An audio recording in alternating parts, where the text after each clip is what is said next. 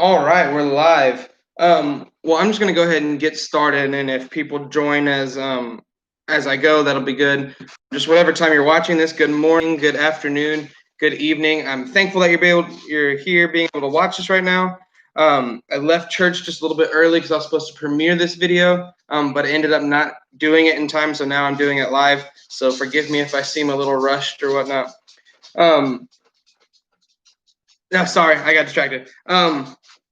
I'm back. So I'd like to start with just like a little a story just of what we're going to be reading tonight. Kind of reminded me of that. Just kind of the passage, just a little story of my childhood that reminded me of this, but not in a good way necessarily. It's kind of a way that was disobedient. I guess that's technically the word. It's not technically; it is the word. Unlike Jesus.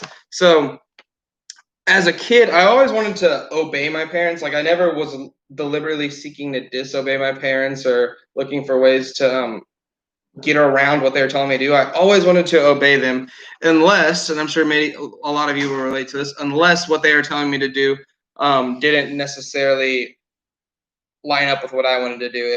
If I wanted to do something else and they were telling me, no, I want you to do this, that's whenever I would. I'm not really sure if I want to obey my parents here. As much as I wanted to obey them, in my mind, I'm like, they're not doing like they're being ridiculous in this situation. They're not doing what I want them to do, so I'm going to go ahead and do what I want to do. And I'm sure a lot of you relate to that. So in this certain situation, I'm thinking about this. You guys are going to be grossed out by this story, but as a kid, um, probably like when I was in first through like second grade, third grade maybe. My parents would be like, "All right, go take a shower, go take a bath, whatever it was." And I'd be like, "Okay." And in my mind, I'm like, "That doesn't make sense because I still want to go outside and play, so I don't want to take a shower or a bath." So I would go to the bathroom and lock the door, and I would turn the shower on, and I would just it just looking back, it doesn't make sense. I could have just gotten the shower and spent the same amount of time in there, but I just to be like what's the word I'm looking for? Just to not do what they said, just to be difficult, I decided that I would just turn the shower on and walk around the bathroom and, and do nothing. I would just like play with the stuff on the counter or look through the cabinets while the shower's running so they think I got in the shower. And then after that I would put my head into the sink to make it look like my hair was wet, to make it look like I had showered. Um, and then, it's so nasty. I didn't just shower. I was dumb, but I turned the shower off, and then I would put a towel around me, and my hair would be all wet to make them think that I showered. Looking back, that's ridiculous because they probably could smell me still. And I know I got caught several times. Like my dad would smell my hair and be like, "You didn't shower, did you?" And I would be like, "No, I didn't shower." And so they would get so mad at me, like, "Why can't you just do what I tell you to do?" And so looking at your own life, and I know it's a silly example, but is there ever times like when your parents or someone that's in authority over you is telling you to do something, and you don't want to do it, if either just because it doesn't line up with what you want to do, or it can seem scary, or whatever it is there ever a time in your life where you failed to follow through on an order, on a command, or whatever it is, just something that you're told to do that you didn't do? Is there ever a time in your own life that you failed to do that? And I'm sure if you're human, there's been several times. Um, but if we look in Luke 22:39 through 46, where we're going to just be today, it says this. He went out, and he is Jesus in this. He went out and made his way as usual to the Mount of Olives, and the disciples followed him. When he reached the place, he told them, "Pray that you may not enter into temptation." Then he withdrew from them about a stone's throw, knelt down, and began to pray. So Jesus is like, if you were able to throw a rock, he's about that far away. Um, Father, if you are willing to take this cup away from me, nevertheless, not my will, but yours be done. And then an angel from heaven appeared to him, strengthening him. Being in anguish, he prayed more fervently, and his sweat became like drops of blood falling from the ground. When he got up from prayer and came to the disciples, he found them sleeping, exhausted from their grief. "Why are you sleeping?" he asked. "Get up and pray, so that you will not enter into temptation." So basically, what just happened here is this is right before Jesus is about to die on the cross. This is before he gets beaten and put all those trials, and ultimately is put on the cross and dies. Um, this is right before that. So he knows what's about to happen. So he goes out to his usual place where he plays at the Mount of Olives, and he takes some of the disciples with him and tells them, "Pray that you may not enter into temptation."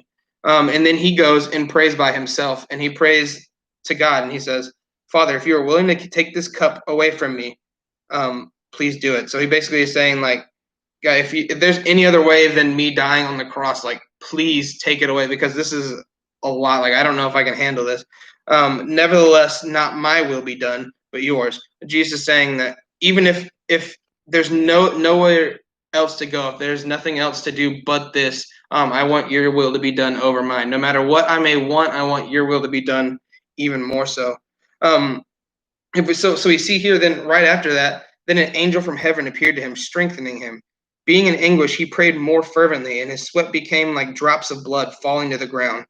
When he got up from prayer, he came to the disciples, and then he found the disciples asleep. So Jesus knows what's about to happen to him. Jesus knows that he's about to be arrested, and he's going to be put on trial, and he's going to be beaten and spit on, and he's going to put a crown of thorns on his head, and he's going to be bleeding from his head. And he knows that he's about to be whipped with the cat of nine tails, so that his back is just going to be torn up from this thing, and he's going to be mocked, and people are going to make fun of him.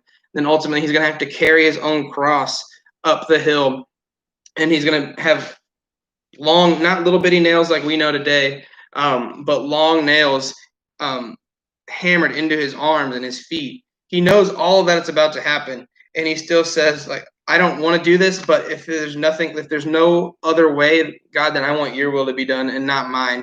And I think about if I was in that situation, knowing not even half of that, if I was just in a situation where I knew I was going to get hurt really bad, I wouldn't pray. I don't think I would pray.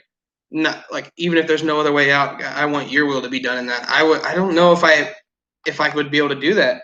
And seeing that Jesus has such faith to step out and say, nevertheless, not my will be done, but yours. And that's not saying that Jesus wasn't scared or wasn't fearful of what was going to happen, because here it says, being in anguish, he prayed more fervently, and his sweat became like drops of blood falling to the ground.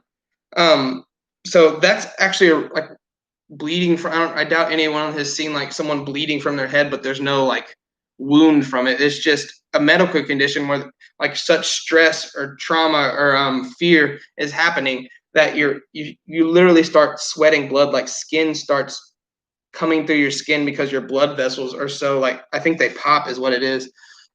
And so Jesus, he's stressed about this. He knows the pain that he's about to endure, and he knows all those things are happening. But he still says, "Not yours, not my will, but yours, Father." And to think that like there's certain things in my life that I have trouble giving up to God because they don't line up with what I want to do. Like if I want to sit on the TV and watch. I mean, sit on the don't sit on your TVs, that'll break them. If I want to sit on the couch and watch TV for an hour, but instead I could be reading my Bible and spending time with God, because I know that's His will. But still, I find like sometimes I have trouble with that. I don't want to do that. That's something that isn't appealing to me, so I don't do it. And the fact that Jesus is willing to die on the cross, he's willing to be beaten and all of that. He knows what he's about to go through, and he's still willing to submit to the Father's will. And so if you think about in your own life, what are some things that maybe God, like, you know that it is in God's will for you to give up, or things for you to sacrifice, or things that God is calling you to do that you may not necessarily want to do, or they seem like they could be hard or scary, but you know God is calling you to do that. Like, what are some of those things you need to give up, or what are some of those things that you may need to start doing? So a story about something that I've had to give up that I didn't want to. It just seemed scary, and it's something I didn't want to do, but I knew it was God's will, was actually choosing to do like full-time ministry. So out of high school, I think I may have shared this story with you guys before, I'm not sure. But out of high school, I wanted to be a physical therapist. I wanted to go to Texas State, and I wanted to go to school to be a physical therapist, and physical therapists make a lot of money, and they get to work with people and stuff like that. So basically, that's all I wanted to do, was work with people and make a lot of money doing it. but I knew kind of around that same time what I wanted to do with physical therapy is not what I was supposed to do. I had a feeling that God was calling me to do ministry, that God was calling me to something bigger, and I knew that, but I didn't want to give it up because that's not what I wanted to do with my life. I wanted to do this, and God was asking me to do something on the other side of that. And it didn't line up with my vision, so I tried to run away from it.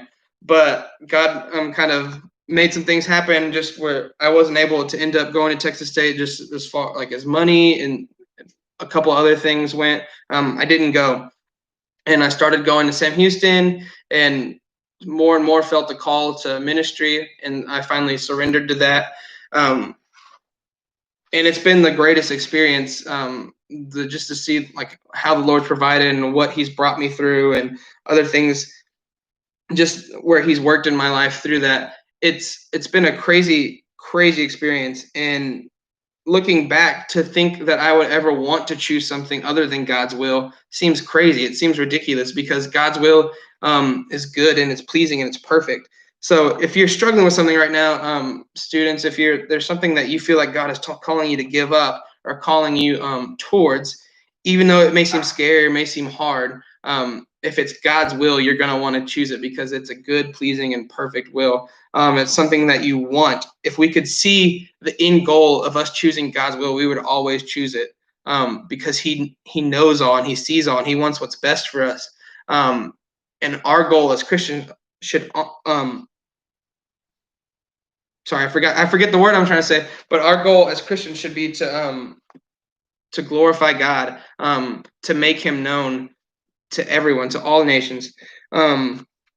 So if there's something you're struggling with, if there is an area in your life that you know that God is calling you out of, and you're struggling with that and you're scared of it, I would just say, as a piece of advice, to lean into it fully, to follow God with everything you have, because His will is so much better than anything we could think of, even if it's scary, even if it's not lining up with what we want or our goals that we thought we had for our life. I promise that God's will is so much better.